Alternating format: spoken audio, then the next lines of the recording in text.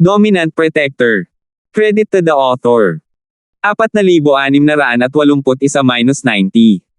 Ang mga pangalan po na nandito ay galing sa mga name generator. Kaya kung meron man pagkakatulad sa mga pangalan ng totoong tao o lugar, ito ay tunay na hindi sinasadya.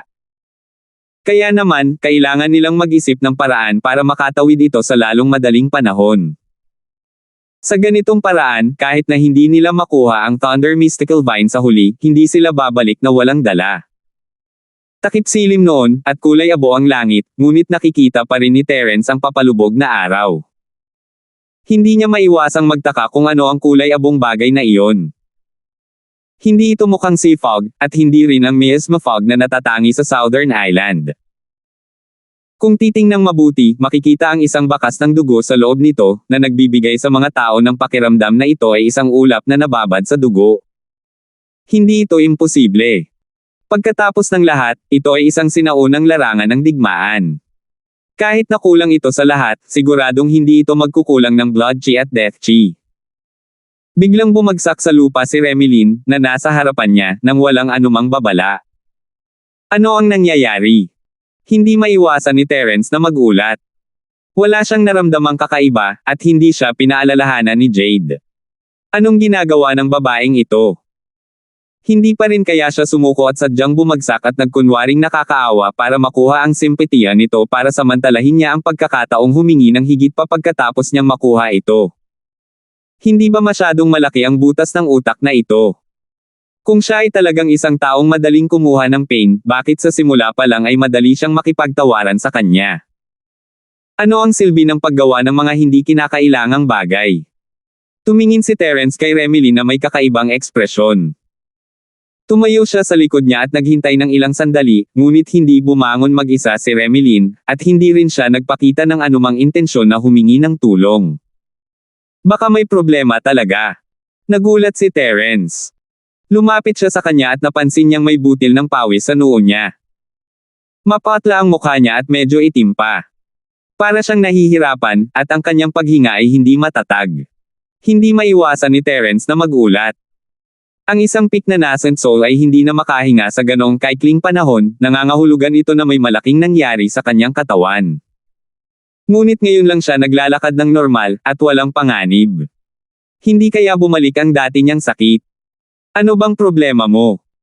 Mabilis na tinulungan ni Terence si Remelin na makatayo at hinayaan itong sumandal sa katawan nito para maging matatag ang paghinga nito. Hindi sumagot si Remelin. Mabigat ang paghinga niya at blanko ang mga mata. Malamang na hindi niya narinig ang sinabi ni Terence, huwag na lang sumagot. Sumimangot si Terence at kinailangang suriin ang kanyang katawan, ngunit tumalon siya nang ibinaba niya ang kanyang ulo. Dati, mahirap itong pansinin dahil sa damit na nakatikip dito, ngunit ngayong ginalaw niya ito, napagtanto niyang may nakasabit sa guya ni Remelin. Mukha itong maliit na butiki sa unang tingin, ngunit mayroon itong 8 paa. Ang ulo nito ay tatsulok na parang ahas at ang mga mata nito ay nagniningning sa nakakatakot na asul na liwanag. Ano ito? Nagulat si Terence. Ang biglaang pagbabago ni Remelin ay dapat na may kinalaman sa bagay na ito. Bagaman ito ay maliit, ang pananakot at takot na ibinigay nito ay hindi mas mababa sa pseudo-human vines, marahil ay mas malakas pa. Hindi alam ni Terence kung ano ang gagawin, ngunit biglang umikot ang mga mata ni Remelin at lumuhad ang kanyang ulo. Nagdulot ito ng matinding takot kay Terence, hindi naman basta-basta mamamatay ang babaeng ito, hindi ba? Gumugol siya ng napakatagal na oras kasama si Remelin para lang makuha ang Thunder Mystical Vine, ngunit hindi pa niya nakikita ang anino nito. Kung siya ay papatayin ng isang munting butiki, paano niya ito matitiis? Mabilis na tiningnan ni Terence ang hininga ni Remelin. Ito ay mahina, ngunit hindi ito ganap na nawala. Nakahinga siya ng maluwag. Hanggat hindi pa siya patay, ayos lang. Siya ay isang himalang doktor, pagkatapos ng lahat, at mayroon siyang sariling paraan ng pagpapagaling. Dahil ang ugat ng halimaw na ito ay parang butiki, ang unang bagay na kailangan niyang gawin bago pagalingin si Remelin ay patayin ang bagay na ito. Naningkit ang mga mata ni Terence na may intensyong pumatay habang siya ay sumuntok ng walang sinasabi. Ang suntok niya ay mukhang ordinaryo, ngunit ginamit niya ang kalahati ng kanyang lakas. Ang masamang bagay na ito ay nagawang talunin si Remilin sa napakaikling panahon. Ito ay malinaw na ito ay hindi pangkaraniwang at hindi dapat maliitin. Naisip ni Terence na ang halimaw ng butiki ay maaaring papatayin niya o lilingan upang atakihin siya, ngunit sa kanyang pagtataka, umiwas lang ang halimaw ng butiki sa gilid at hindi nagpakita ng anumang senyales ng pagpapakawala sa binti ni Remilin. Habang umiiwas siya, tiningnan niya si Terence gamit ang kanyang asul na mga mata, tinutuya at pinupukaw siya. Isang hayop lamang ang nangahas na maging napakayabang. Galit na galit si Terence. Hindi na niya binaygo ang kanyang bantay.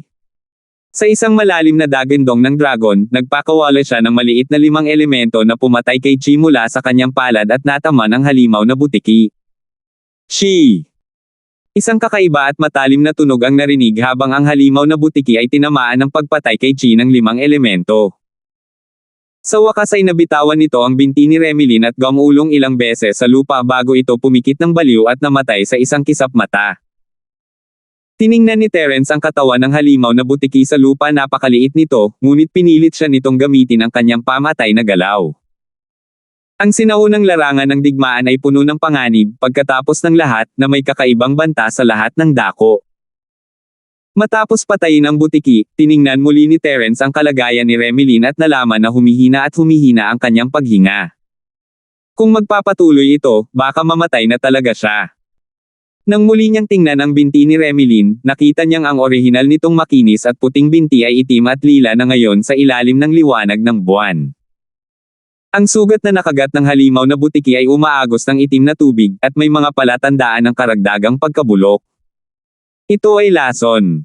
Bumilis ang tibok ng puso ni Terence. Kitang-kita niya sa hitsura ng halimaw na butiki, ngunit talagang nakakabahala na makita ang epekto ng lason, at ito ay napakarahas. Kung ito ay isang simpleng pinsala, kahit na ito ay isang panloob na pinsala, hindi ito magiging malaking bagay sa mga kamay ni Terence. Pagkatapos ng lahat, mayroon siyang pinakamakapangyarihang purong enerhiya. Gayunpaman, mahirap sabihin kung siya ay nalason. Hindi sapat na umasa sa makapangyarihang tunay na chi lamang. Kung hindi ito mapangasiwaan ng mabuti, ang binti ni Remilin ay lubusang mapilayan, at baka mawalan pa siya ng buhay. Si Terence ay maaaring isang milagrong doktor, ngunit iyon ay limitado lamang sa karaniwang mundo. Wala siyang alam tungkol sa lahat ng kakaibang lason sa Sky-class Island, at naging abala rin siya sa pagsasanay sa nakalipas na 2 taon. Hindi niya kailanman pinag-aralan ang mga ito ng sistematiko, lalo na ang mga kakaibang espiritong hayop na tulad nito. Kahit kailan ay hindi niya ito narinig, kaya paano niya ito pakikitunguhan? Hanggat ang paggamot ay tama, lalo na ang lason, ito ay kinakailangan upang maunawaan ang lason ng mas maaga, at pagkatapos ay magpasya sa kaukulang mga hakbang sa paggamot. Kung hindi, ang pinakamaliit na pagkakamali ay maaaring magdulot ng halaga ng buhay. 4,682. Senior, alam mo ba kung ano ang bagay na ito? Walang pagpipilian si Terence kundi humingi ng tulong sa matandang berdeng dragon. Dapat siyang maraming alam tungkol sa mga espiritong hayop. Oo, mahigpit na nagsasalita, ang bagay na ito ay hindi isang espiritong hayop, ngunit isang insekto. Sabi ng makamulto pagkatapos ng sandaling katahimikan. Ito ay isang insekto. Kumurap-kurap si Terence habang nakatingin sa katawan sa lupa. Mukha itong mutated poisonous butiki, ngunit ito pala ay isang insekto. Anong personalidad? Tama. Kung tama ang pagkakaalala ko, dapat ay 8-legged cartooth worm ang buong pangalan nito. Bagamat hindi masyadong mataas ang katalinuhan nito, mayroon itong napakalakas na lason sa katawan. Napakalakas ng lason na madaling makapatay ng master sa profound stage. Ipinaliwanag ng malagim na bagay. Maaari pa niyang talunin ang isang profound stage expert. Nagulat si Terence. Mula sa kanyang naalala, ang mga normal na lason ay hindi na epektibo laban sa mga high-level practitioner. Maraming mga lason ang madaling pumatay ng mga normal na tao, ngunit ang mga epekto nito ay mababawasan ng malaki sa mga high-level na practitioner, lalo na para sa mga nasa bagong yugto ng soul stage. Masasabing hindi naman sila threat. Hindi niya inaasahan na ganito kalakas ang kakaibang bagay na ito. Oo, ang bagay na ito ay maaaring ituring na isang bihirang nakakalason na bagay. Maaari mong panatilihin ang katawan nito, marahil ito ay magiging kapaki-pakinabang sa hinaharap, kahit na sa alchemy at forging. Ang malagim sinabi. Sige, sabi niya. Inilagay ni Terence ang katawan sa Jade Space at tumingin sa naghihingalong Remelin. Kung gayon, paano siya? Kung hindi tayo nag-iisip ng mabilis na hakbang, mamamatay siya, tama ba? Mula sa simula hanggang ngayon, matagal na niya itong sinusundan, ni hindi man lang niya nakita ang anino ng Thunder Mystical Vine. Kung talagang namatay si Remelin sa lugar na ito, kung gayon si Terence ay nasa matinding problema. Ano ang dapat gawin? Ito ay napakasimple. Kailangan mo lang tulungan siyang gamutin ang lason. Walang pakialam na sinabi ng malagim na bagay. Paano ko ito haharapin? Napakamot ng ulo si Terence. Ito ay hindi mahirap. Ang pinaka-primitive na paraan ay gagawin. Sipsipin ito gamit ang iyong bibig. Tumawa ang demonyo. Ha! Gamitin mo ang bibig mo sa pagsuso. Halos mabulunan si Terence. Umubo siya saglit bago sumagot, ubo, hindi ba ako patay na? Senior, hindi mo ba sinabi na ang lason na ito ay madaling pumatay ng isang profound stage expert? Ang ibang tao ay mamamatay, ngunit ikaw ay hindi. Sinabi ng nakakatakot na bagay na may tiyak na tono. Bakit? Tanong ni Terence, nagulat. Huwag isipin na hindi ko alam na immune ka sa lason. Hindi ba't ang matandang iyon na si Linford ang gumawa nito para sa iyo? Bata pa lang ay init na ng ulo ang pangangatawan mo, at ngayong lumakas ka na, lalo lang itong magiging matatag. Kahit gaano pa kalakas ang lason, wala itong silbi sa iyo. Sabi ng nakakakilabot. Alam mo rin ang tungkol dito. Lalong nagulat si Terence, ang bagay ay matagal na niyang kasama, ngunit iyon ay bago siya dumating sa Sky Class Island. Kung hindi niya ito nabanggit kanina, walang paraan na malalaman niya ito, lalo na't nasabi na niya sa matandang Linford ang tungkol sa poison immunity. Oh, kapag wala akong magawa, casual kong tiningnan ang iyong nakaraan sa iyong espiritual na dagat, kaya mayroon pa rin akong impresyon sa ganitong uri ng bagay. Ang malagim na bagay ay pumulupot sa mga labi at walang pakialam na sinabi. Ano? Sinilip mo ang alaala ko. Nagulat si Terence, hindi niya kailanman naisip ang ganito. Kung maaari lang siyang dumaan sa sarili niyang mga alaala, wala na siyang sikreto sa harap ng Moldita na ito.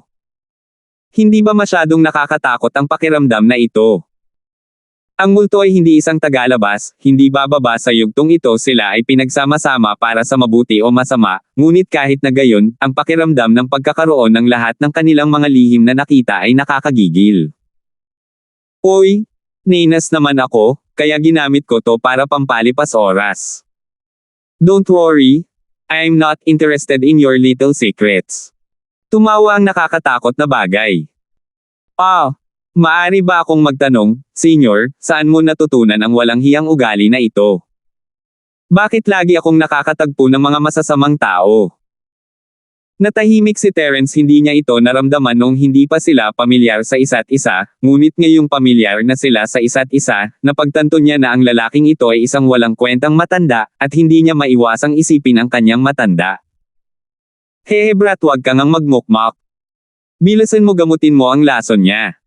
Kumakalat na yan. Kung hindi ka magmadali, siguradong mamamatay itong babaeng ta. Ang malagim na bagay ay tumawa at naputol. Sige na. Hindi nang ahas si Terence na mag-isip pa ng kung ano-ano nang makita niyang palaki ng palaki ang purple-black na bahagi ng binti ni Remelin. Inihiga niya si Remelin sa lupa at agad na nahiga. Natunaw na ang sugat ni Remelin, at bumubulwak ang itim na tubig mula rito. Halos masuka si Terence nang makalapit sa kanya. Ginamit niya ang kanyang huling bit ng lakas upang pigilan ang pagduduwal at inilapit ang kanyang bibig sa kanya. Pakiramdam ni Terence ay walang magawa habang ginagamot niya ang lason para kay Remelin. Kinailangan niyang makipag-usap muli sa kanya tungkol sa paghahati-hati ng mga kita pagkatapos niyang mabawi, kung hindi ay nasasayang niya ang lason. Nakahiga sa binti ni Remelin, si Terence ay walang naramdaman. Bagamat mayroon siyang napakalakas na katawan na immune sa lason, masyadong malakas ang lason ng Cartooth Worm na may 8 paa. Sa tuwing sinisipsip niya ang sugat ni Remelin, nakakaramdam siya ng matinding kirot sa kanyang bibig. Pagkaraan ng ilang sandali, sa wakas ay naibsan ang lason sa katawan ni Remelin. Ang kanyang orihinal na itim at lila na binti ay unti-unting bumalik sa isang bakas ng dugo, at ang kanyang mahinang paghinga ay nagsimulang maging matatag. Gayunpaman, ito ay isang mapait na karanasan para kay Terence. Bagamat walang epekto ang lason sa kanya, totoo ang nag-aapoy na sakit. Halos manhid ang bibig niya. Ang kanyang bibig ay manhid, ngunit si Terence ay hindi nang ahas na magpahinga. Mukhang bumuti na si Remilyn, ngunit kung ang lason ng uod ng ka-toothworm na may 8 paa ay madaling makapatay ng isang profound stage master, kung gayon kahit isang maliit na bahagi nito ay maaaring pumatay sa kanya. Maaaring immune na si Terence sa lason, ngunit hindi siya nang ahas na magpabeye sa kanyang pagbabantay. Paano kung nalason din siya? Si Terence ay nakahiga sa mga binti ni Remilyn, sinusubukang gamutin ang lason. Sa oras na ito, 2 palihim na figure ang biglang lumitaw sa hindi kalayuan. 2 silang lalaki. Bagamat hindi sila nakasuot ng parehong uniforme, lahat sila ay may sagisag ng 2 ulap na nakabuka ang kanilang mga pakpak sa kanilang kwelyo. Si Joshua at Baste ay nakasuot din ng ganoong emblem na nagpapakita na ito ang simbolo ng tumataas na Cloud School. Gayunpaman, ang 2 taong ito ay mas mababa kaysa kay Joshua at sa iba pa sa hitsura at ugali. Lalong lumakas ang kanilang lakas. Hindi pa nila naabot ang Nascent Soul Stage at mga eksperto lamang sila sa Great Circle ng Golden Core Stage. 4,683. Dahil sa kanilang mababang lakas, ang 2 taong ito ay malamang na nasa ilalim ng listahan sa lahat ng mga kalahok ng pagsubok sa West Island. Talagang isang kakaibang bagay para sa isang alagad ng tumataas na Cloud School ng East Continent na nasa ilalim ng listahan ng mga taong maaaring sumunod sa kanila sa West Island. Palubog na ang araw, at dumidilim na ang langit. Mahina silang 2. Kahit anong uri ng mabangis na nilalang o iba pang pagsubok ang kanilang nakatagpo, maaari itong maging isang nakamamatay na banta sa kanila. Hindi nakakaiba sa kanilang 2 ang palihim na paglalakad. Bawat hakbang nila ay napakaingat. Unti-unting sumulong silang 2, at nagbulong-bulungan sila sa isa't isa. Buntong hininga, hindi ko alam kung ano ang iniisip ni na Kuya Ren at Kuya Terence. Espesyal na dinala nila kaming 2 tagasunod sa West Island, ngunit ngayon ay iniiwan na nila kami sa ganoong kritikal na oras at hinahayaan kaming kumilos ng mag-isa. Napakadelikadong lugar, baka mamatay kami kapag hindi kami nag-iingat. Hehe. Paulson? Tanga ka ba? Ang pagsubok na ito ay isang bihirang pagkakataon para kay Kuya Ren at kay Kuya Terence na mapag-isa sa mga magagandang babae. Bakit nila tayo isasama para masira ang saya? Sabi ng isa sa mga lalaking nakasuot ng sombrerong kawayan. Hindi naman nila tayo kailangang iwanan. At most, we can just follow them a little further. Hindi tayo makikialam sa mga magagandang bagay nila at matutulungan natin silang bitbitin ang mga gamit nila. Hindi ba't ganoon din ang ginawa nila noong lumabas sila para maglaro noong nakaraan? Walang magawang umiling si Paul at hininaan ang boses. Ayon sa espekulasyon ko, hindi kami pinabayaan ni na Kuya Ren at Kuya Baste para sa bagay na ito. Maghahanap sila ng napakabihirang likas na kayamanan. Ano sa palagay mo, Jeff? Ngayong binanggit mo ito, may naaalala ako. Bago tayo dumating sa West Island, narinig ko ang mga piraso at piraso ng pinag-uusapan ni na Kuya Baste at Ate Yates. Mukhang naghahanap talaga sila ng kung ano-anong kayamanan. Matagal na nilang pinaghahandaan ito, ngunit inilihim lang nila ito sa amin. Hindi napigilan ni Jeff na makaramdam ng kilig. Matagal ko na itong nahulaan. Ganito ang kapalaran nating mga followers. Hinding-hindi darating ang mga magagandang bagay, pero lagi tayong may kaati sa hindi magandang bagay, hehe. Natawa si Paul sa sarili. Ito ay isang bagay na hindi maaaring makatulong. Kasalanan nila dahil walang background. Upang makakuha ng isang foothold sa East Province Academy, na kung saan ay isang Dragon's Pool at isang Tiger's Den, ang isa ay kailangang magkaroon ng alinman sa malakas na lakas o isang malakas na background. Kung hindi, ang buhay ng isang tao ay lalamunan ng buo ng iba. Ang mga taong tulad nila ay maaari lamang umasa sa mga young masters tulad nina Joshua at Baste. Walang ibang paraan palabas. Ungol ng 2 sa mahinang boses habang maingat na ginalugad ang lugar. Biglang tumigil si Jeff sa kanyang kinatatayuan. Nakatitig siya ng diretso, nakabuka ang bibig. Anong ginagawa mo? Sinapian ka ba ng multo? Hindi napigilan ni Paul ang bahagyang kaba nang makita niya ito. Akala niya ay tinutukan sila ng hindi kilalang halimaw. Sa kanilang lakas bilang perpektong Golden Core Cultivator, kapag nangyari ang ganoong sitwasyon, talagang magkakaroon sila ng kakila-kilabot na wakas. Hindi. Hindi. Tingnan. Tumingin ka doon. Nauutol na sabi ni Jeff. Para siyang tinamaan ng ihip ng hangin, hindi makabuo ng maayos na pangungusap. Tulala siyang tumuro sa unahan. Tumingin si Jeff sa direksyon na itinuturo niya. Sa isang sulyap pa lang ay natulala na agad siya at matagal na hindi nakabalik sa katinoan.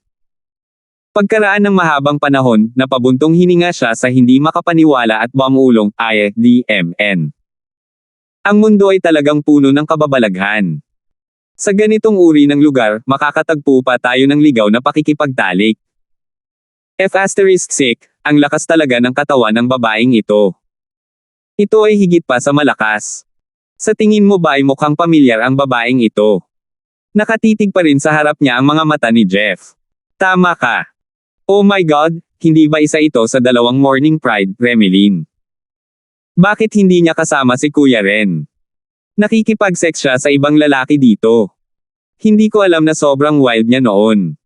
Gulat na sabi ni Paul. It's not just wild, it's so open na walang katapusan. Noon, akala ko ang babaeng ito ay isang malaking bato ng yelo, palaging mukhang isang dalisay at banal na tao na hindi maaaring labagin. Hindi ko inaasahan na siya ay magiging napakalandi sa sandaling dumating siya sa Western Island. Talagang hinayaan niya ang lalaking iyon na humiga sa ilalim ng kanyang palda at sumisipsip. Nakakabulag ang aking mga mata. Nagningning ang mga mata ni Jeff habang paulit-ulit niyang hinihimas ang kanyang mga kamay. Sobrang exciting talaga ng ganitong eksena. Walang lalaking makalaban dito. Sok! Sok! Gusto kong lumuhad at dilaan din ang bote niya. Napapanaginipan ko pa nga. Hindi napigilan ni Paul na malunok ang laway niya. Hoy, sa tingin mo ayoko. Inilibot ni Jeff ang kanyang mga mata sa kanya at sinabing may habag, lahat ng masarap na repolyo ay kinain ng baboy. Sayang naman na kahit gaano pa ka-wild ang munting hasi na ito ay nakatadhana na tayong dalawa ay hindi magkakaroon ng pagkakataon. Maglakas loob ka na magkaroon ng ganoong baluktot na pag-iisip. Hindi ka ba natatakot na bumalik si Kuya Ren at patayin ka? Sinasabi ko lang. I don't have the guts. Pinahira ni Paul ang kanyang leeg at nilamon ng ilang sobs ng laway ng buong kasakiman. Ngunit itong si Remelin ay nakikipagtalik sa ibang lalaki sa kagubatan. Hindi ba ang kapatid nating si Ren ay nakasuot ng berdeng sombrero sa ulo? Dapat ba tayong umakyat at alagaan ito? Nang marinig ito, hindi napigilan ni Jeff na bahagyang maantig. Kung aakyat siya ngayon para makialam, hindi ba magandang pagkakataon iyon para samantalahin niya ang mga ito? Hindi man niya magawang hawakan ang mga ito, kahit papaano ay mas nakikita niya ang mga ito. Pagkatapos ng lahat, ito ang dalawang pagmamataas sa umaga. Sa mata ng mga ordinaryong disipulong tulad nila, para silang mga diyosa. Gayunpaman, agad na pinigilan ni Jeff ang kaakit-akit na kaisipang ito at tinapik ang ulo ni Paul sa masamang kalooban. Kinagat niya ang kanyang mga labi at sinabing, "Do you dare?" Ang taong iyon ay isang nascent soul stage expert. Upang magamot ang lason ni Remelin, kailangan ni Terence na patuloy na iikot ang kanyang purong chi upang maiwasan ang pagpasok ng lason sa kanyang katawan. Bagamat ang kanyang katawan ay immune sa lahat ng lason, palaging may mas mataas na bundok. Paano kung ang lason ng uod na may 8 paa na katut ay mas matindi kaysa sa inaakala niya? Walang pangalawang pagkakataon para mangyari ang ganitong bagay. Kapag may nangyari, mamamatay siya ng walang pag-aalinlangan. Sa makatuwid, sa sandaling ito, ang aura ng isang master sa tuktok ng maagang yugto ng nascent soul realm ay ganap na ipinakita sa kanyang katawan. Kahit sa malayo, kitang-kita ito nina Jeff at Paul. Nasa great circle lang ng Jedan stage ang dalawa. Sa oras na ito, syempre, hindi sila nang ahas na tumalon at sirain ang magagandang bagay ng iba. Kung sila ang nasa kalagayan niya, kung sila ang sinira ng iba sa field battle, tiyak na papatayin sila sa galit. Ang lalaki ay isang master sa tuktok ng maagang yugto ng nascent soul. Ang dalawang magkasama ay hindi niya kalaban, hindi pa banggitin na si Remilin ay isang master ng Great Circle ng nascent soul stage. Hindi sila naglakas loob na gumalaw. Then what should we do? Dito ka na lang ba maglupasay at manunood? Sumimangot si Paul na ayaw. Dahil hindi niya kayang samantalahin ito, sa malayo lang siya humanga. Gusto mo bang mamatay? Paano kung madiskubre nila tayo pagkatapos nila? Makatakas ka ba o makakatakas ako? Tumingin sa kanya si Jeff na parang tulala. 4,684. Tapos wala nang masabi. Bilisan natin tumakbo. Pinaliit ni Paul ang kanyang leeg. Kung ikukumpara sa paghanga sa mapanlokong hitsura ni Remilin, mas mahalaga ang kanyang buhay. Huwag kang magmadali. Mag-iwan ka ng ebidensya bago ka tumakas. Ma-appreciate naman ni Kuya Ren mamaya. Inilabas ni Jeff ang isang digital camera mula sa kanyang backpack habang nagsasalita siya. Upang mapasaya si Remilin, si Joshua ay espesyal na gumastos ng malaking halaga para bilhin ito mula sa gitnang Chamber of Commerce. Sa kasamaang palad, ang kabilang partido ay itinapon ito pabalik nang hindi man lang ito tinitingnan. Sa makatuwid, napunta ito sa mga kamay ng kanyang tagasunod. Saan man pumunta si Joshua, kailangan niyang dalhin ito sa ngalan niya bilang kanyang tagasunod. Ang oras na ito ay walang pagbubukod. Si Jeff ay nagliwanag sa kanyang harapan ng 2 beses, pagkatapos ay tumalikod at tumakbo ng walang sinasabi. Hindi man siya napansin ng kabilang partido kanina dahil abala sila sa ligaw na labanan, siguradong mapapansin na siya nito ngayon. Para siyang tanga kung hindi siya tatakbo. Saglit na tinitigan ni Paul si Jeff bago sumunod ng malapit sa kanyang likuran at nagmamadaling tumakas, natatakot na baka bumalik si Jeff sa kanyang katinoan. Hindi nila alam na sa simula pa lang ay napansin na sila ni Terrence. Hindi sila close, at hindi nila marinig ang kanilang pinag-uusapan, ngunit si Terrence ay sinanay na mula pa noong bata pa siya upang obserbahan ang kanyang paligid. Nararamdaman niya ang mga ito kahit na hindi ginagamit ang kanyang espiritu. Gayunpaman, hindi siya nang ahas na gamitin ang kanyang espiritual na kahulugan para mas lalo pang magkulong sa kanila. Matapos niyang mapansin ang dalawa ay nakaramdam siya ng pagkislap ng liwanag at nagtakbuhan ang dalawa.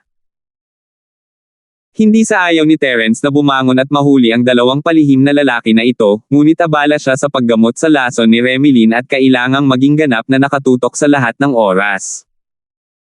Hindi man lang siya naglakas loob na ilabas ang kanyang banal na sentido, natatakot na ito ay makagambala sa kanyang konsentrasyon. Wala siyang lakas ng loob na huminto sa kalagitnaan. Walang pakialam si Terrence sa 2 taong ito.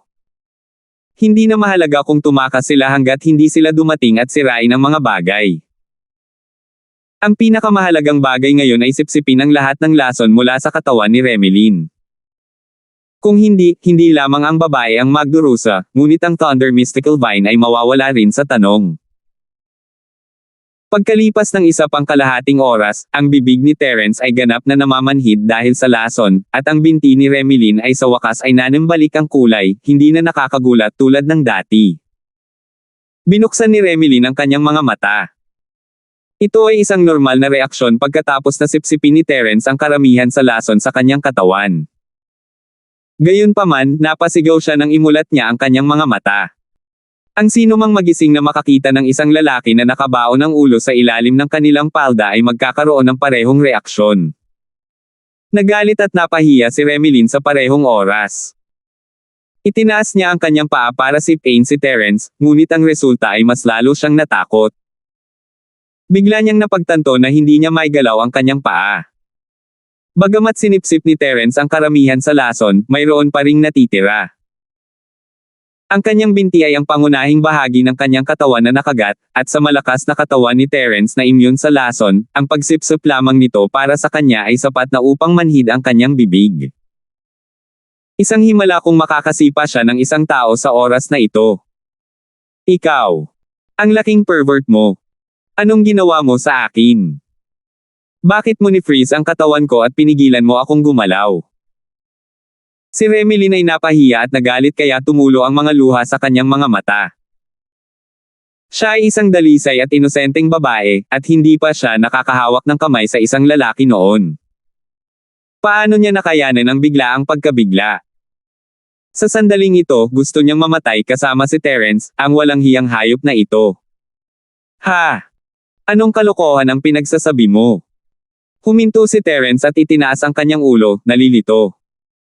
Ang masaklap pa ay hindi pa niya napupunasan ang kanyang bibig, at may nakasabit na laway dito na magpapaisip sa mga tao. Ang mas lalong hindi nakapagsalita ay ang kanyang bibig ay manhid, at siya ay nagsalita sa isang mahinang boses maaaring isipin ng mga tao na siya ay nakalunok. Halos himatayan si Remily nang makita niya ito. Hindi lamang ang kanyang mga binti, ngunit ang kanyang buong ibabang bahagi ng katawan ay manhid. Si Terence ay nagkataon na nasa ilalim ng kanyang palda, at naisip niyang sinisip-sip ni Terence ang kanyang pribadong bahagi. Nagulat siya at nagalit at the same time, napagalitan siya, walang hiya ka. Bastos ka. F***sake. Sa wakas ay naunawaan ni Terence ang hindi pagkakaunawaan. Tumayo siya at malamig na tinitigan si Remilyn, bata, ano ang sinusubukan mong gawin? Itinaya ko ang buhay ko para tulungan kang higupin ang nakamamatay na lason mula sa kakaibang insektong iyon, at tinatawag mo pa rin akong walang hiyang bastard. Sige, dahil iyon ang kaso, maaari kang mabagal na humiga dito. Hindi na kita sasamahan, bye-bye. Ang relasyon ni Terence sa babae ay hindi ganoon kaganda sa simula, at siya ay naging napakabait sa pamamagitan ng pagkuha ng panganib na gamutin ang kanyang lason. Hindi niya akalain na ganoon na lamang kamangmang niya at sa halip ay pag-alitan siya. Hindi talaga siya maaaring maging mabuting tao. Pagkatapos magsalita ni Terence, tumalikod siya at umalis ng walang pag-aalinlangan. Biglang naalala ni Remilyn na may kinagat siya bago siya nawala ng malay. So hindi si Terence ang gumawa. Hindi ko ba siya naintindihan? Walang kamalay-malay na ginalaw ni Remilyn ang kanyang katawan at nalaman na maliban sa paa na gusto niyang sipain si Terence, ang ibang bahagi ng kanyang katawan ay manhid pa rin, ngunit hindi ito ganap na hindi kumikibo. Lalo na ang pangitaas niyang katawan, na hindi gaanong naapektuhan ng lason. Malaya siyang nakakagalaw. Medyo natulala si Remilyn. Hindi siya isang one-track-minded idiot. Malinaw sa kanya ang katotohanan. Ang laso ng kakaibang insekto na ngayon lang ay maaaring magpabagsak sa kanya sa isang kisap mata. Kung walang nagde-detoxify ng ganoong strong poison para sa kanya, kitang-kita ang mga kahihinatnan. Ngayong mas maayos na ang kanyang katawan, nangangahulugan ito na tinutulungan talaga siya ni Terence na mag-detox, ngunit dahil sa lason sa kanyang katawan, madali para sa mga tao na hindi maintindihan. Teka! Ikaw! Maghintay ka! Hindi na nang-ahas si Remilyn na mag-alinlangan pa. Napasigaw siya at gustong bumangon at habulin si Terence.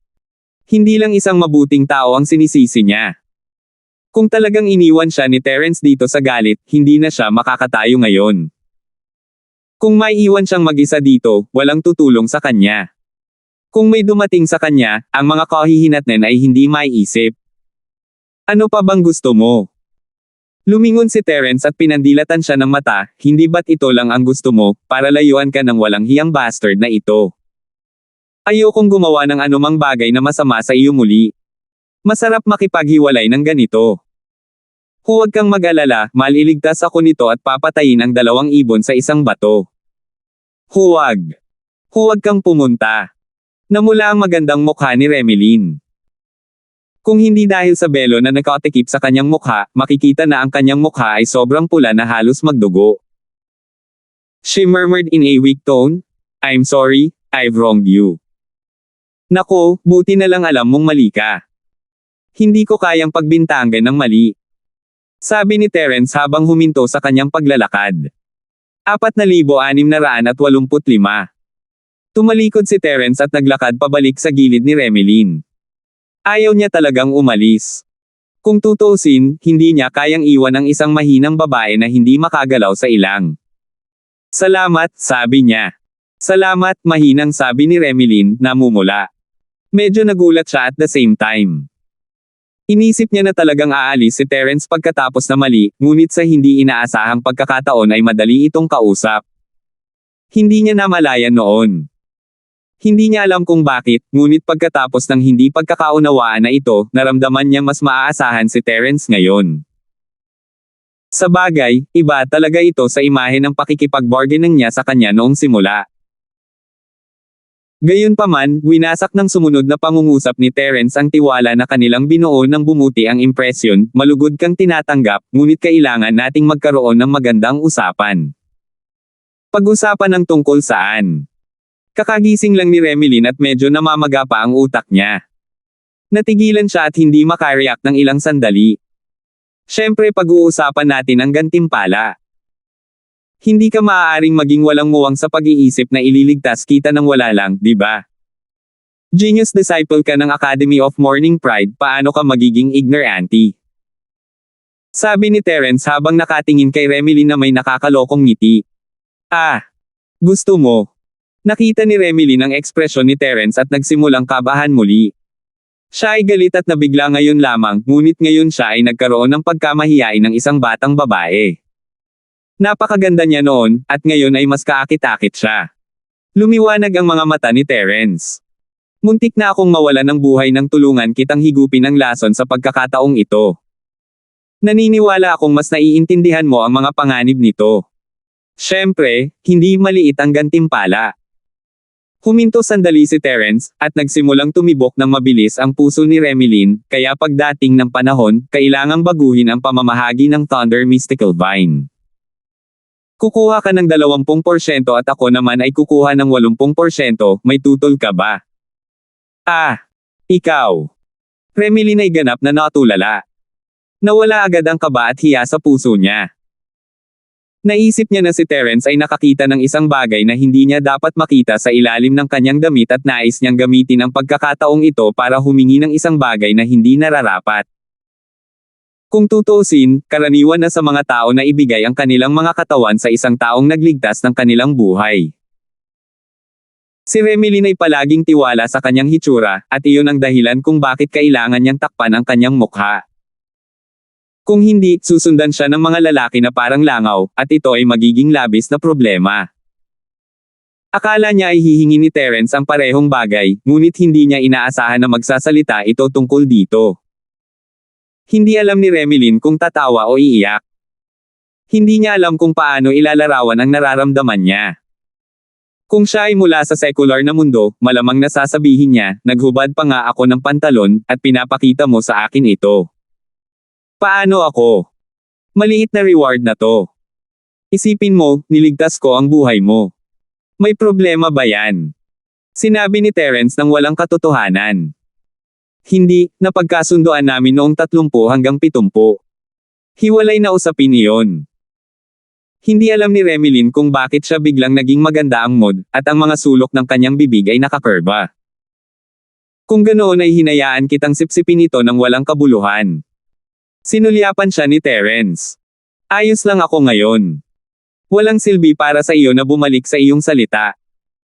Nagkasundo kami sa 30 hanggang 70, kaya 30 hanggang 70. Kung tungkol sa pagpapagaling mo sa akin, maaari akong mag-isip ng iba pang mga paraan upang mabayaran ka. Napangiti si Remilyn ng may pagmamalaki.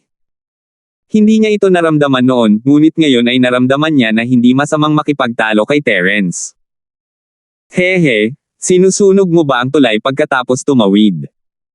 Hindi napigilan ni Terence na mapangiti, ngunit puno pa rin ng kumpiyansa ang kanyang mukha, sayang naman at masyado pang maagang nasira ang tulay. Hindi pa nga kami tumatawid ng tulay. Hindi mo ba hinuhukay ang sarili mong libingan sa pamamagitan ng pagsira ng tulay ngayon? Anong ibig mong sabihin? Namilog ang mga mata ni Remilyn habang nakatingin sa ekspresyon ni Terence. Napakasimple. Hindi ka pa ba manhid at hindi makagalaw? Ibig sabihin, hindi pa ganap na nahihigop ang lason. Tinulungan lang kita na alisin ang ilang lason sa ibabaw, ngunit mayroon pa ring ilan na hinihigop mo sa panahong ito. Nasa katawan mo na, at mahirap tanggalin. Sa tingin ko ay hindi ka nagagaling sa loob ng ilang oras. Mahinang ngumiti si Terence. Wala na sa magandang mood si Remilyn. Nagulat siya sa sinabi ni Terence at may takot na sinabi, talaga. Huwag kang magsinungaling sa akin. Hindi mo ba maramdaman sa sarili mo? Dapat mas alam mo ang ganitong bagay kaysa sa akin. Tingnan natin kung hanggang saan na ang nabuong lason sa katawan mo. Kung talagang natanggal na ang lason, bakit hindi mo maigalaw ang iyong paa? Sabi ni Terence, hindi masyadong nag-iisip. Ito. Si Remilyn ay hindi nang ahas na mag-antala. Sinunod niya ang mga tagubilin ni Terence at maingat itong dinama. Ang kanyang puso ay lumubog hanggang sa ilalim. Gaya nga ng sinabi ni Terence, ang lason na hindi niya naisip-sip ay pumasok sa kanyang katawan sa pamamagitan ng kanyang dugo. Kung magpapatuloy ito, kahit ang Diyos ay hindi siya mailigtas. Paano na? Naisip mo na ba? Nag-cross arm si Terence at tumayo sa gilid, nakatingin sa kanya. Tama ang unggoy na mayaman na iyon. Ikaw talaga ay eunuch. Hindi napigilan ni Remilyn na makaramdam ng kaunting galit. She blinked her eyes pitifully and pouted her lips. I'm already begging you, yet you still want to take advantage of me, and it's this kind of advantage. What's wrong? Gusto mo bang hindi ako maging eunuch at pagsamantalahan ka ng ganyan? O gusto mo bang? Hindi mapigilan ni Terence na mapangiti. Biglang nawala ng masabi si Remilyn. Napagtanto niya ang kalabuan sa kanyang mga salita, at ang kanyang magandang mukha ay muling namula. Sa pagkakataong ito, maging ang kanyang belo ay bahagyang naaninag. Mabilis niyang isinubsob ang kanyang ulo sa kanyang dibdib at sinabi sa mahinang boses, sige, 28 na. Bilasan mo at tulungan mo akong mag-detox. Mas ganon. Baka sa susunod ay medyo masakit, kaya tiisin mo. Tumawa si Terence at lumuhad muli, inilagay ang kanyang bibig sa sugat. Namamanhid ang kanyang bibig, ngunit ito ay ganap na nakabawi pagkatapos ng maikling pahinga. Naramdaman ni Remilyn ang hininga ni Terence sa kanyang labi at nagpakawala ng mahinang helanghing. Namula siya sa sariling reaksyon. Bagamat namamanhid pa rin ang kanyang mga binti, ramdam na ramdam niya ito ngayong natanggal na ang lason. Lalo na ngayong ginagamit ni Terence ang kanyang bibig upang sipsipin ang lason para sa kanya, ang pakiramdam ay hindi gaanong pananakit, ngunit isang bahagyang pagpapasigla na may kaunting sakit. Sa katunayan, naramdaman pa ni Remilyn na medyo komportable ang sakit. 4,686. Hindi alam ni Remilyn kung ano ang magiging reaksyon ni Terence, ngunit ang kanyang mukha ay kasing pula na ng kamatis. Hinayaan niyang sipsipin ng isang lalaki ang kanyang sugat sa ilalim ng kanyang palda, at hindi niya maiwasang makagawa ng ganoong ingay. Ano ito? Bilang isang dalisay at inosenteng babae, si Remilyn ay napakasensitibo sa kahihiyan sa aspetong ito. Matapos ang hindi malay na pag-iyak, kinagat niya ang kanyang mga ngipin at pinigilan ito. Hindi siya makahinga ng pangalawang iyak, o paano niya haharapin si Terence sa hinaharap. Nakakahiya lang isipin. Gayunpaman, pagkaraan ng ilang sandali, biglang nanginig ang katawan ni Remilyn at hindi niya napigil ang magpakawala ng mahinang ungol. Hindi niya masisisi ito kung sinisipsip lang ni Terence ang sugat, napigilan niya ito, ngunit may mainit na chi sa kanyang katawan ngayon, na umiikot sa kanyang mga meridian. Sa tuwing umiikot ito, may dala itong hindi dapat naroroon. Ito ay ang lason ng surot na may 8 paa. Hindi lamang siya nakaramdam ng anumang sakit, ngunit nakaramdam din siya ng init at komportable. Habang bumababa ang lason, lumakas at lumalakas ang pagsipsip ni Terence sa kanyang sugat. Hindi napigilan ni Remilyn na parang lumulutang siya sa hangin. Nang bumalik siya sa katinoan, pakiramdam niya ay may mali sa kanya. Anong problema ko? Ungol ni Remilyn habang sinusubukan niyang pigilan ang mainit at komportableng pakiramdam. Gayunpaman, ang kanyang mahinang paghahangad ay mabilis na nabasag ng sumunod na alon ng mainit na pakiramdam. Ano kayang iniisip ng babaeng ito? Hindi nakaimik si Terence habang nakikinig sa mahinang pag-ungol ni Remilyn. Siya ay nagtrabaho ng husto upang sipsipin ang lason mula sa kanyang katawan, at sa parehong oras, kailangan niyang kontrolin ang kanyang dalisay na chi upang dumaloy sa kanyang katawan. Akala niya ay magiging masakit ang proseso, ngunit hindi niya akalain na talagang mag-e-enjoy ito. Hindi nakaimik si Terence, ngunit hindi niya magawang tumigil at magsalita ng kahit ano. Hanggat hindi kumikibo si Judy, hahayaan niya. Gayunpaman, hindi nagtagal ay napagtanto ni Terence na siya ay nagkamali. Napagtanto niyang hindi tumitigil ang pag-ungol ni Remeline. Sa halip, sila ay naging mas madalas. Nawala na ito sa kontrol. Hindi mapigilan ni Terence na makaramdam ng kirot sa kanyang puso nang marinig niya ang nakakaakit na boses. Hindi niya maiwasang magmura sa puso niya. Medyo prangka ang babaeng ito noong una silang magkita, pero kadalasan, para pa rin siyang Snow Lotus. Hindi niya akalain na ganoon pala siya ka-open ngayon. Gayunpaman, hindi niya alam na dahil sa lason, hindi makontrol ni Remeline ang kanyang sariling damdamin sa sandaling ito. Ang malakas na pagpipigil sa sarili ng isang master ng dakilang bilog ng nascent soul stage ay walang silbi sa sandaling ito. Ito ay ganap na isang likas na reaksyon ng katawan. Gayunpaman, kahit na wala siyang kontrol, malinaw pa rin ang isipan ni Remeline. Kitang-kita niya ang lahat ng sarili niyang reaksyon. Hiyang-hiya siya na kung may butas sa lupa sa tabi niya ay siguradong tumalon na siya. Kung gusto mong sumigaw, so be it. Basta huwag mo lang akong sipain kapag nabawi mo na ang mobility mo. Bulong ni Terence sa kanyang sarili habang nakatuon siya sa paggamit ng kanyang purong chi para alisin ang huling bit ng lason. Gayunpaman, nang malapit na siyang magtagumpay, biglang sumigaw muli si Remeline. Ang isang mainit na daloy ng enerhiya ay tila nawala ng kontrol. Ang katawan ni Terence ay ganap na nababad sa enerhiya. Ang eksenang ito ay masyadong biglaan, at si Terence ay walang oras na mag-react. Natigilan siya at nakaramdam ng karapatang ari vu. Matapos ang mahabang panahon na pag-iisip, sa wakas ay naalala niya na ganoon din pala ang kalagayan niya nang gamutin niya ang lason ni Miss. Literal na basang-basa siya. Matagal na hindi gumalaw si Terence bago ibinaba ang kanyang ulo ng walang imak. Nilinis niya ang huling lason sa katawan ng lalaki at tahimik na tumayo. Sa sandaling ito, ang buong katawan ni Remeline ay nanghina. Kahit alam niyang nagkamalay na siya, nakayuko pa rin siya sa lupa at hindi naglakas loob na gumalaw. Baka sa mukha niya ang kahihiyan at kahihiyan. Sa sandaling ito, mas maganda at masarap ang hitsura ng batang babae na ito. Walang imak na umiling si Terence. Siya ang nabasa, ni hindi man lang umimik. Ngunit si Terence ay walang labis na pagtutol o kawalang kasiyahan dito, hindi siya nakakaramdam ng labis na pagtutol. Wala siyang maamoy na kakaiba, at siya ay isang bihirang kagandahan, kung tutuusin. Hindi niya alam kung matatawa ba siya o maiiyak sa pagkawalang ito, pero baka panaginip lang ito para sa ibang lalaki, kaya nagpa siya siyang tiisin. Sandaling natahimik ang dalawa. Walang magawa si Terence sa gilid, ngunit si Remeline ay nakatago pa rin sa kanyang ulo na parang isang ostrich. Halos hating gabi na, gaano katagal mahihiya ang babaeng ito. Gayunpaman, sa oras na ito, ang sinumang ibang babae ay mapahiya.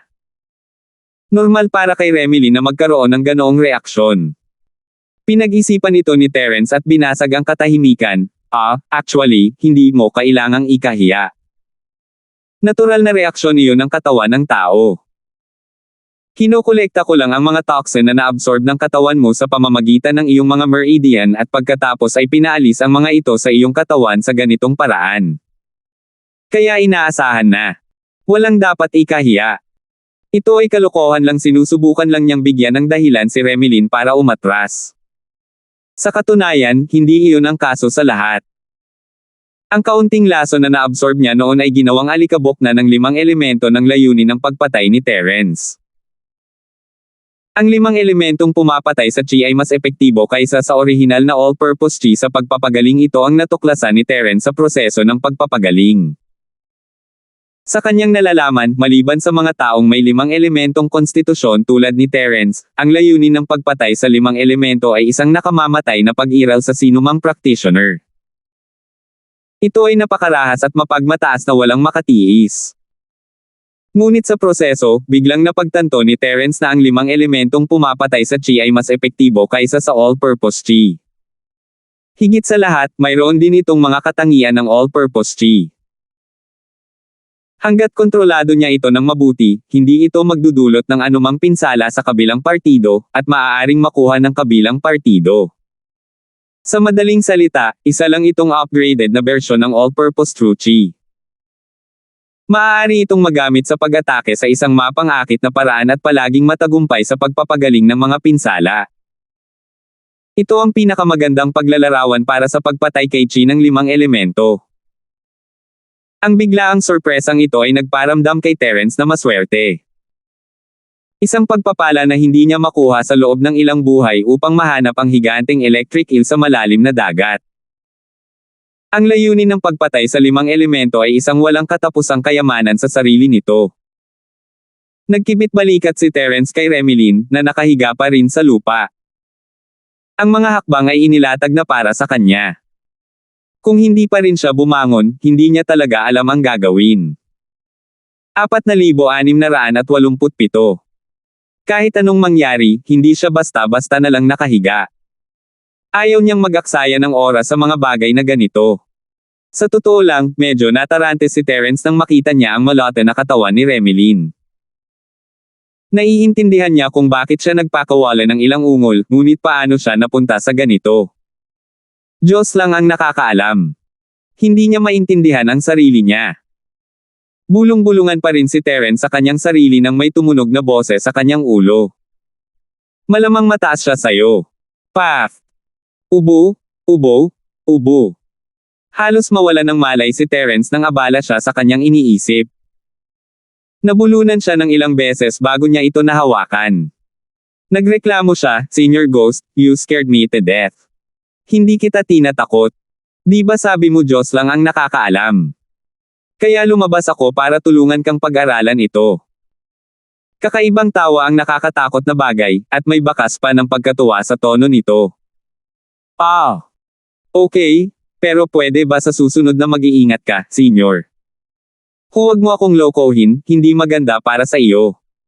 Walang magawang umiling si Terence at idinagdag, "Speaking of which, Senior, ang ganda ng English mo. Kung hindi ko lang alam na ikaw ang dating Asher Dragon, magagalit ako sa sinumang maglalakas loob na sabihin na ikaw ay taga Sky Class Island. Hehe, kaya ako pa ngang matutunan ang sinaunang lengguwahe ng tao mo nang walang guro, lalo pa ang ganitong klaseng lengguwahe ng ibon. Bata, minamaliit mo ba ako? Kung masaya ako, lahat ng lengguwahe ng mundo mo ay kaya ko, naniniwala ka ba?" Ang malagim na bagay na sinabi sa isang hindi pagsang-ayon na tono. Muling natahimik si Terence. Ang bagay na ito ay talagang isang hindi makatwirang pag-iral.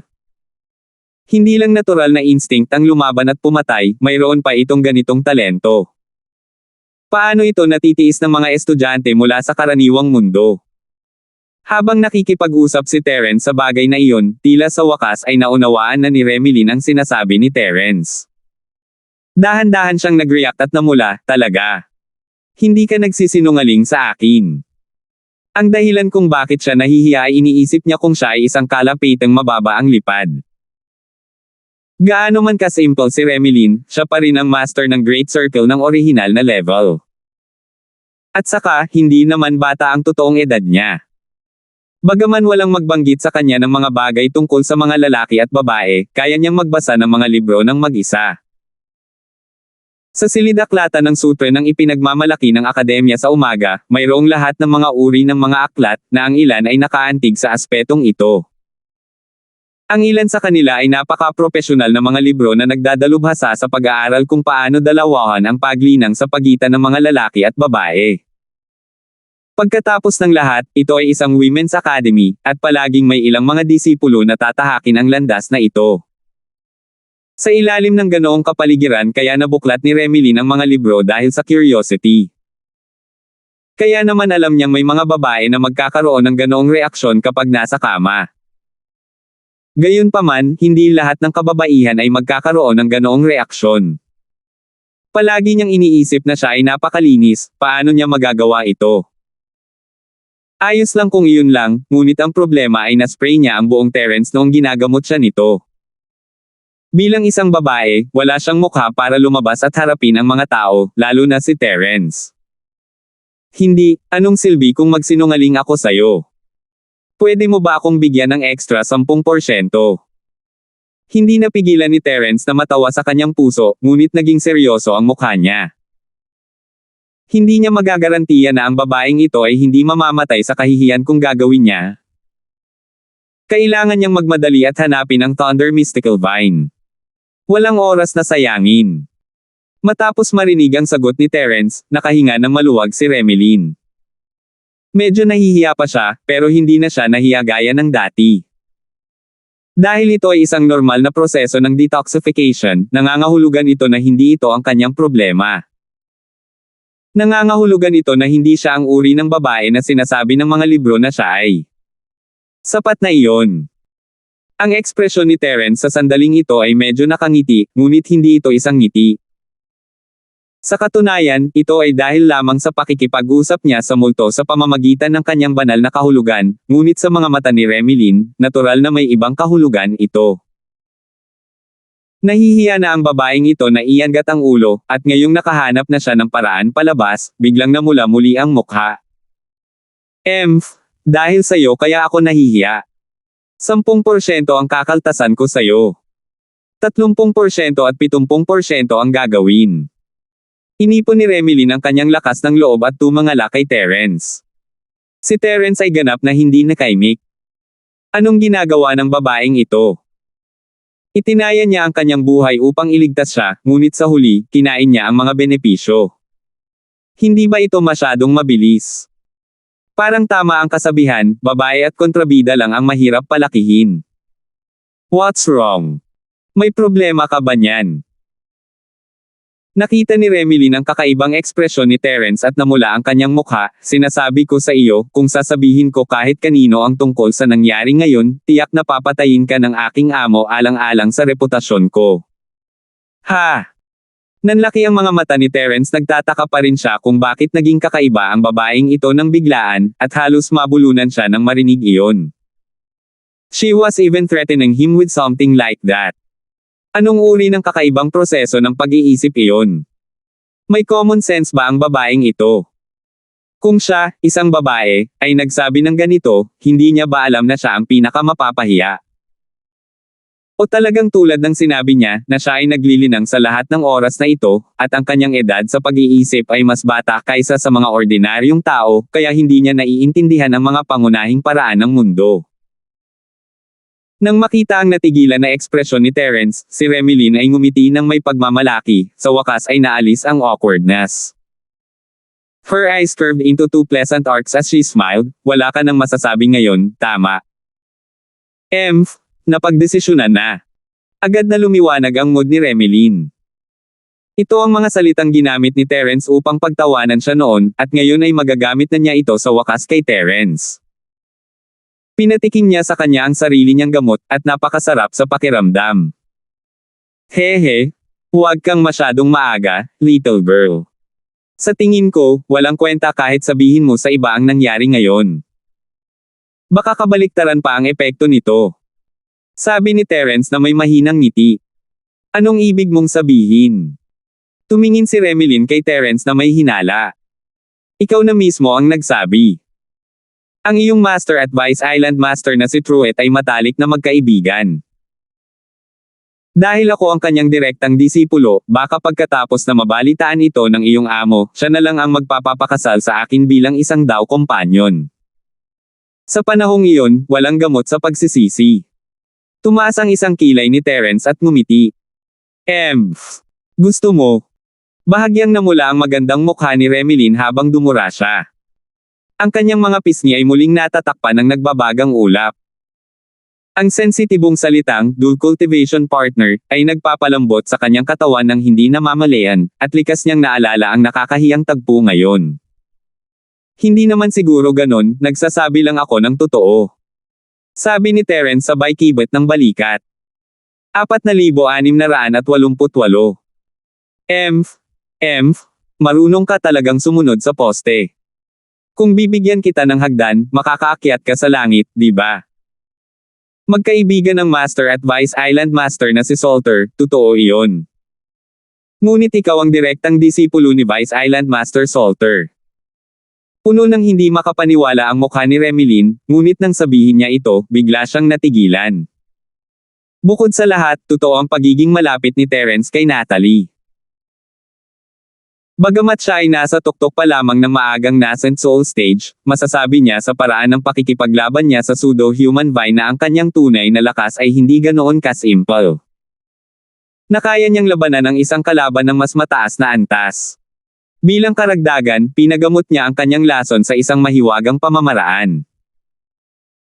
Ang lahat ng ito ay hindi mga bagay na maaaring magkaroon ng mga ordinaryong disipulo sa North Island. Sabi nga sa kasabihan, a great teacher produces a great student. Gaano man ito tingnan, ang taong tulad ni Terence ay hindi isang taong maaaring turuan ng isang normal na practitioner. Ang isang taong maaaring maging Panginoon niya ay kailangang isang hindi maarok na big shot, at ang taong pinakaangkop sa pamantayang ito sa North Island ay tila si Truett. Hindi ka naman talaga isa, diba? Nagbago ang mukha ni Remilyn at hindi niya maitago ang pagkagulat. More or less. Ngumiti si Terence nang walang pakialam. Hindi niya planong itago ito kay Remilyn, at hindi niya planong gamitin ito para linlangan siya. Bagamat hindi sila opisyal na guro at disipulo, ang lahat sa tatlong pavilion ay itinuring na siya bilang disipulo ni Truett. Maging si Truett mismo ay may katulad na ugali, hindi niya sana gaanong binibigyang pansin si Terence kung hindi, at hindi niya sana sinubukang tulungan siya. Kung ibinalita ni Terence sa publiko na siya ay kanyang disipulo, tatanggapin niya ito, at maaaring talagang ginawa niya ang aksyon. Nagkatotoo ba ang mga sinabi ko? Hindi alam ni Remilyn ang sasabihin. Sinabi lang niya ito para harapin si Joshua at ang iba pa.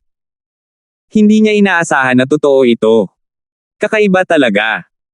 Iyan ay hindi magandang salita na gamitin para ilarawan ang mga magagandang bagay. Huwag kang maglakas loob na ay bully ako sa pagiging uncultured ko. University graduate ako, kung tutuusin. Seryosong itinama ni Terence, medyo walang hiya. Edukado siya, oo, pero iyon lang ang natutunan niya bago siya nagsimulang maglinang.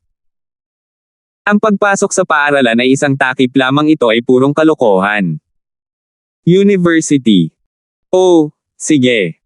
Natigilan si Remilyn saglit bago niya tinignan si Terence pataas at pababa, na para bang sinusubukan niyang makita ang lahat ng sikreto niya. Maya-maya, lumiwanag ang mga mata niya, nga pala, dahil malapit ka sa Natalie, dapat siya ang magandang kapareha na itinalaga ng Deputy Island Master para sa iyo. Kung alam niyang may karelasyon kang ibang babae sa labas, papatayin ka ba niya dahil sa galit?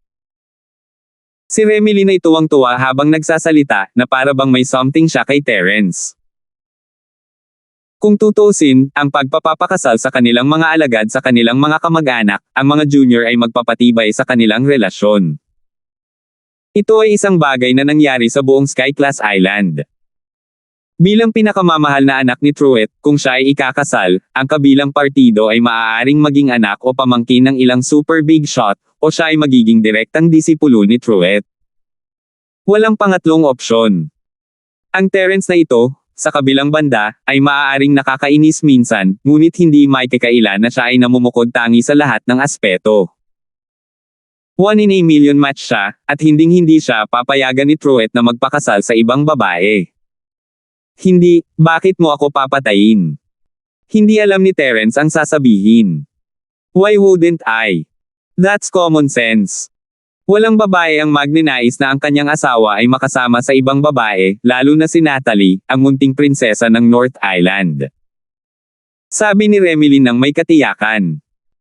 Hehe, kung gayon, alam mo ba kung bakit espesyal akong naparito upang lumahok sa ganitong uri ng mababang antas na stupid trial? Napangiti si Terence sa confident na tingin ni Remilyn. Low level. Pumasa sa trial. Natigilan si Remilyn. Ang pagsubok sa West Island ay isa sa mga pinakamahusay na pagsubok sa 5 Skyclass na isla. Ang mga kalahok ay nasa nascent soul stage. Ang pseudo-human vine ay sapat na para ilagay sila sa mahirap na posisyon. Paano ito magiging isang mababang antas ng pagsubok? Siyempre, madali kong patayin lahat ng nandito. Bakit ko naman sasayangin ang oras ko sa lugar na ito? Parang nagbibiro si Terence, ngunit hindi naman siya nagmalabis. Ang pagsubok ay talagang hindi ganoon kahirap para sa kanya. Sa lakas ni Terence, ang pinakaangkop at pinakamahalagang pagsubok para sa kanya ay dapat na isang mapanganib na lugar na binuksan ng mga masters ng profound stage. Wala siyang naramdamang pressure sa lahat ng ganito, at isa lang itong pantasya na isipin na makakakuha siya ng maraming reward. Kung makukuha niya ang Thunder Mystical Vine sa pagkakataong ito, makontento na siya. Kung tungkol sa paglusot, hindi man lang niya inisip. Hindi napigilan ni Remilyn na mapatingin kay Terence. Para siyang nagbibiro, ngunit pagkatapos ng lahat ng nangyari, pakiramdam niya ay posible iyon. Ang taong ito ay talagang hindi mahuhulaan, kung gayon ano ang ginagawa mo dito. It's because of Natalie. Ayaw daw niyang magpakasal sa iba ang best friend niya, kaya kailangan kong pilitin ang sarili ko. Ngumiti si Terence at nagkibit balikat. Best friend. Sino ang best friend niya? Hindi nag-react si Remilyn saglit. Natigilan siya saglit bago niya naalala. Tinapik niya ang kanyang ulo at sinabing, Nika. Para sa karamihan ng mga lalaking magsasaka, ang pangunahing layunin ng pagsubok sa West Island ay hindi upang makuha ang mga kayamanan, ngunit upang makipagkompetensya para sa prinsesa ng West Island. Gayunpaman, siya ay isang babae, kaya hindi niya isinasapuso ang bagay na ito mula sa simula hanggang ngayon. Oo, sino pa kaya yon? Nakangiting sabi ni Terence. What the? Lalong naging kakaiba ang tingin ni Remilyn. Muli niyang tiningnan si Terence pataas pababa, at halos asar na si Terence. Hindi ba't ang mga napakakapangyarihang tao lang ang maaaring magkaroon ng 3 asawa at 4 na babae? At saka, si Nika ay ang prinsesa ng West Island. Kahit napakasalan siya ng isang lalaki, siya ang mamumuno. Paano siya magpakasal sa ibang babae? Hindi ba mababaliw ang mga tao sa West Island? Hindi ba ako makapangyarihan? Sagot ni Terence na medyo pabiro, iniwan ang pangalawang problema. Ito ay isang mahirap na problema, ngunit hanggat siya ay sapat na malakas, lahat ay malulutas. Sa madaling salita, ang kanlurang bahagi ng isla ay may napakatradisyonal na sistemang namamana, at ang tanging taong makapagpapasya sa pagpapakasal ni Nika ay si Cassandra Nigel. 4,689. Kung makikita ni Truett ang potensyal ni Terence, natural, makikita rin ni Cassandra. Hanggat alam niya na si Terence ay maaaring maging haligi ng suporta para sa buong Western Island balang araw, hindi magkakaroon ng anumang problema. Hindi ko talaga alam kung saan nanggagaling ang confidence mo. Hindi na kita kakausapin. Hindi ko nababawasan ang share mo, okay? Bilisan mo at umalis ka na. Sabi ni Remilyn habang dahan-dahan siyang bumangon sa lupa. Pagkaraan ng napakatagal na pagkaparalisado, hindi na sanay ang katawan ni Remilyn at natamba siya bago siya makatayo. Sa kabutihang palad, si Terence ay nakatayo sa tabi niya at inabot siya para hawakan siya. Walang kamalay-malay na niyakap ni Remilyn ang braso ni Terence at nahulog sa kanyang mga bisig. Ang mga kilay ni Terence ay hindi namamalayan habang ang katawan ng babae ay nasa kanyang mga braso, ang katawan ng babae ay medyo talbog. Napasigaw si Remilyn at mabilis na tumakas mula sa mga braso ni Terence. Pulang-pula ang mukha niya at hindi siya naglakas loob na tumingin sa mga tao. Ibinaba niya ang kanyang ulo at nagpatuloy sa paglalakad. Hoy, mag-ingat ka. Huwag kang makagat ng mga kakaibang bagay tulad ng surot na may 8 paa. Mabilis siyang hinabol ni Terence. Hating gabi na, at tanging ang mahinang starlight lang ang kanyang maaasahan para makita ang tanawin. Maayos siya, ngunit mapanganib pa rin ito para kay Remilyn. Mabilis na bumagal si Remilyn, ngunit hindi pa rin siya naglakas loob na lingunin si Terence. Sobrang nahihiya siya hindi dahil sa yakap ni Terence, kundi dahil sa lalaking amoy na tumatama sa kanyang ilong. Pinalambot nito ang kanyang katawan, at ang eksena noon ay hindi namamalayan na lumitaw sa kanyang isipan. Sinabi ni Terence na ito ay isang normal na proseso, ngunit nag-aalala pa rin siya na kailangan niyang gawin itong muli. Hiyang-hiya siyang humarap kahit kanino kapag nangyari iyon. Anong kalokohan ang ginagawa ng babaeng ito? Sa likod niya, walang magawang umiling si Terence at hinabol siya. Kasabay nito, isinaaktibo niya ang kanyang banal na kahulugan upang maiwasan ang mga katulad na aksidente. Kung nangyari pa ito ng ilang beses, masasayang niya ang lahat ng oras niya. Magkasunod na naglakad ang dalawa. Si Remilyn sa harapan ay nakayuko at hindi umimik, at si Terence ay hindi rin alam kung ano ang sasabihin sa likuran, kaya't nagpasya siyang itikom ang kanyang bibig. Medyo naging malabo ang kapaligiran sa katahimikan. Si Terence naman ay nag-e-enjoy lang sa view ng likod ng babae, pero si Remilyn naman ay halatang medyo awkward. Hindi niya alam kung bakit, ngunit ang imahe ni Terence na nakahiga sa ilalim niya ay patuloy na lumilitaw sa kanyang isip, lalo na ang pinaka-nakakahiya na eksena. Sa pag-iisip tungkol dito, pakiramdam niya ay nag-aapoy ang buong katawan niya, at pakiramdam niya ay masusunog ang kanyang mga tenga. Masyadong nakakahiya. Kahit na ang buong bagay na ito ay nasa pagitan lamang niya at ni Terence, at walang ibang makakaalam tungkol dito, at kahit na ito ay para sa detoxification, napakahiya pa rin para kay Remilyn, na kilala bilang isang malamig na lotes sa mata ng lahat. Dahil din dito kaya hindi na kumpiyansa si Remilyn gaya ng dati, kahit na kay Terence ang pag-uusapan. Ang kanyang mga salita ay hindi na kalmado gaya ng dati, at napalitan ito ng isang mahiyain, babaero na ugali na kahit siya mismo ay hindi pamilyar. Imposibleng isipin ang ganitong uri ng bagay noong nakaraan. Isa siyang ice lotus. Kahit sinong lalaki, gaano man ka-Jose, ay hindi sinasadyang maakit sa kanya. Siya ay palaging namumuhi. Hindi tulad ngayon, na ang kanyang isip ay puno ng anino ng isang lalaki. Naglakad silang dalawa sa kakaibang katahimikan. Walang sinabi si Terence tungkol dito. Inilagay niya ang kanyang sarili sa posisyon ni Remilyn at naisip na normal lang para sa isang babaeng tulad niya na maging sobrang mahiyain kapag nahaharap sa isang bagay na ganito. Tanging ang mga walang hiyang babae tulad ng Merong Zin o Sito Chen ay ituturing ito bilang isang normal na pangyayari. Kaya lang, sobrang nakakadepress ang katahimikan sa daan. Sa katunayan, hindi lang si Terence ang nakadama ng ganito. Ang pagnanais ni Remilyn na basagin ang kakaibang katahimikan na ito ay mas malakas kaysa sa kanya. Kung hindi, talagang malubog siya sa hiya at mamamatay sa kahihiyan. Sayang at wala siyang maisip na mapag-usapan ngayon, may kakaibang pag-asa sa kaibuturan ng kanyang puso na makapagsimula si Terence ng maliit na paksa na maaaring pagtalunan ng dalawa. Hindi lang iyon makakapag-solve ng awkwardness, ngunit naramdaman din niya na talagang kawili-wiling makipagtalo kay Terence. Gayunpaman, iyon ay nasa isip lamang ni Remilyn. Pagkatapos ng lahat, ito ang unang beses niyang nakilala si Terence. Hindi talaga sila magkakilala ng husto. Lalo na sa awkward na kapaligirang ito, mahirap para sa kanya at kay Terence na makahanap ng angkop na paksa upang ilihis ang atensyon. Maaaring mag-ferment ang mga hindi maliwanag na damdamin, lalo na sa isang awkward na kapaligiran. Ang hindi maliwanag na pakiramdam ay patuloy na umaatake sa kaibuturan ng isip. Ito ang likas na pinanibik para sa magagandang bagay. Maliban kung ang puso ng isang tao ay patay, ang isa ay natural na mag-iisip sa direksyong ito. Katulad ni Remilyn sa sandaling ito, naramdaman niyang hindi niya kayang palayain ang sarili. Paminsan-minsan, susubukan ni Remilyn na silipin si Terence bago tumalikod na parang magnanakaw.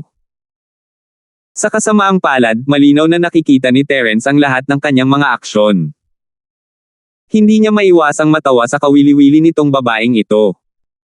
Ang buong paglalakbay ay nasa kakaibang kalagayan, at ang dalawa ay naglakad buong gabi. Hindi ito kasing delikado gaya ng inaakala ni Terence.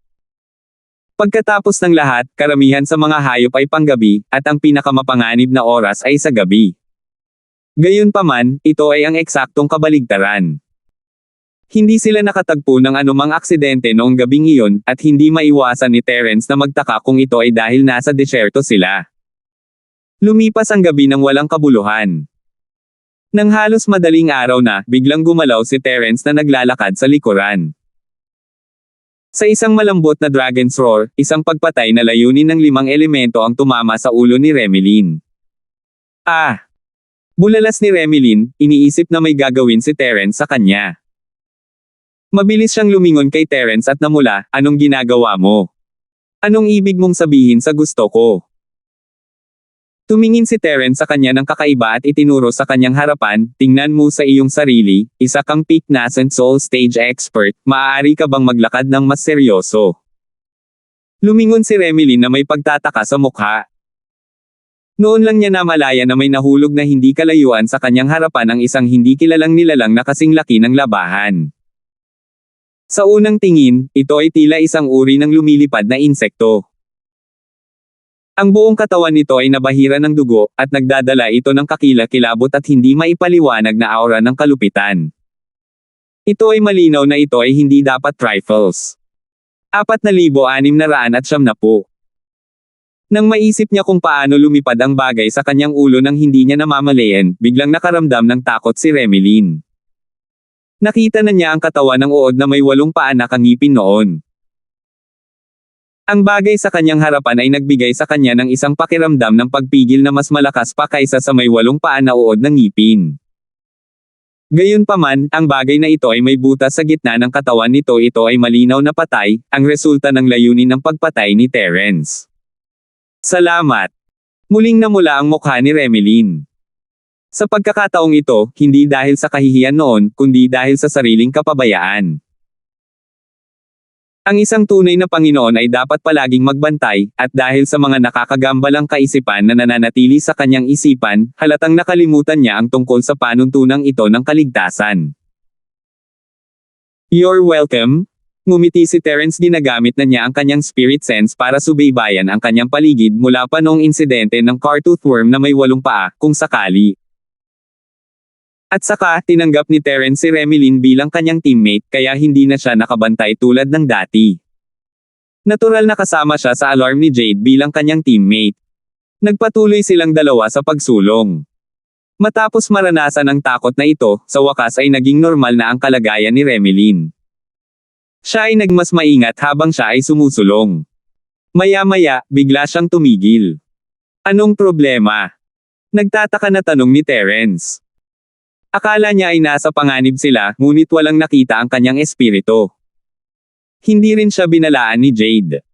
May hindi tama. Naaamoy ko ang pamilyar na pabango.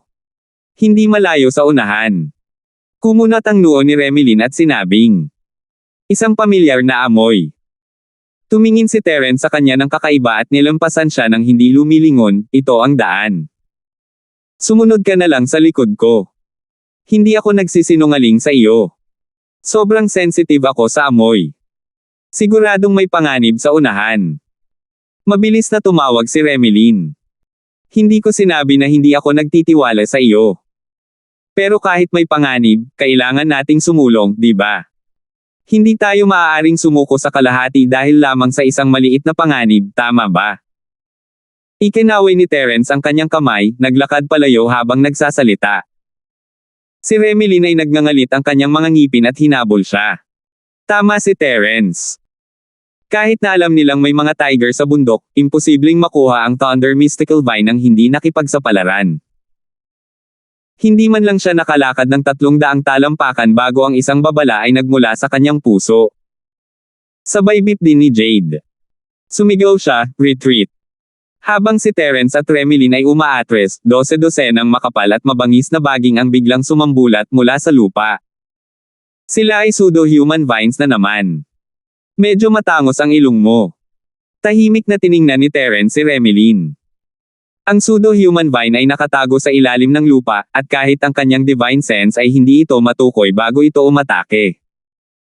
Hindi niya inaasahan na maamoy ito ng dalaga mula sa malayo. Minsan lang sila magkakontak. Ito ay hindi ka panipaniwala. Palagi akong may talento sa lugar na ito, at sumailalim din ako sa espesyal na pagsasanay upang magamit ako sa ilang mga espesyal na sitwasyon. Sagot ni Remilyn. Sa mga lugar kung saan hindi ganap na maipakita ang divine sense, talagang malaki ang silbi ng ilong mo. Ngumiti si Terence. Anong gagawin natin ngayon? Tiningnan ni Remilyn ang nagbabantang pseudo-human vine sa kanyang harapan na para bang may kaharap siyang malaking kaaway. Bagamat siya ay umatras sa oras sa ilalim ng paalala ni Terence, ang problema ay mayroon lamang isang paraan palabas. Kung hindi niya papatayin ang pseudo-human vine, ang Thunder Mystical Vine ay magiging imposible. Kinailangan nilang apat na magtrabaho kasama si Joshua at ang iba pa bago nila halos maalis ang pseudo-human vine, at lahat sila ay nasugatan. Ang higanteng baging sa harap nila ay mukhang mas makapal at mas nakakatakot kaysa sa nauna, ngunit sila lang ni Terence ang natira. Hindi maganda ang sitwasyon kahit paano nila ito tingnan. Walang gagawin, patayin mo na lang. Biglang kumislap ang figure ni Terence habang sumusugod siya.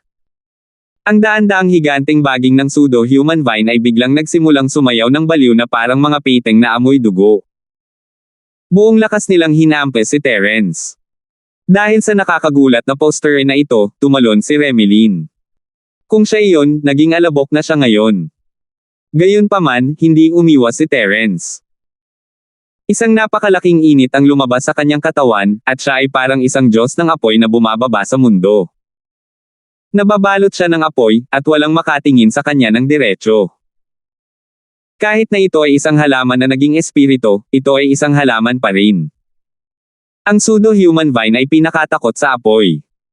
Matapos mapagtantong may mali, gusto nitong tumakas sa isang iglap. Ang mga higanteng baging na nagsasayaw ay mabangis na umatras ng mas mabilis kaysa sa huli, at ang nakakasakit at nagtatanggol na momentum ay ganap na nabaligtad. Gayunpaman, huli na ang lahat. Ang mabangis na apoy ni Terence na kamao ay tumama sa pinakamahalagang ugat nito, at sa kakaibang hiyaw na hindi tao o multo, ang buong pseudo-human vine ay ganap na nilamon ng apoy. Sa isang maikling sandali lamang, ang higanteng bagay na ito na kahit na ang rurok na nascent soul cultivator ay walang magawa ay nasunog at naging abo. Napatulala si Remilyn sa kanyang nakita. Naisip niya na sa pamamagitan ni Terence at sa kanyang lakas, kailangan nilang lumaban sa isang madugong labanan at magbayad pa ng mabigat na halaga. Hindi niya inaasahan na ganoon kadaling pangalagaan ni Terence ang pseudo-human vine. Anong ginagawa mo pa? Terena. Sabi ni Terence habang nakatingin sa kanya. Ay. Natigilan si Remilyn at mabilis na naabutan si Terence.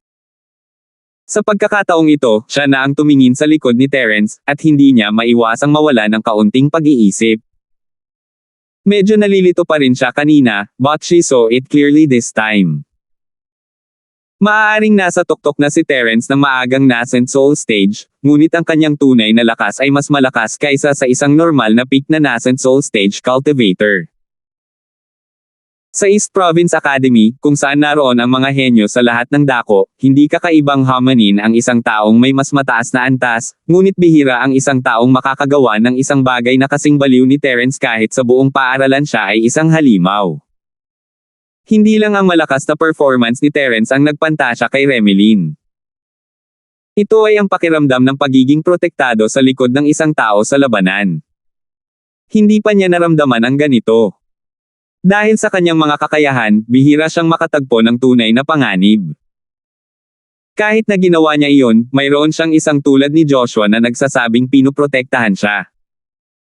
Gayunpaman, pagdating sa isang kritikal na sandali, kadalasan ay masyadong abala siya upang alagaan ang kanyang sarili, kaya paano niya ito mapoprotektahan.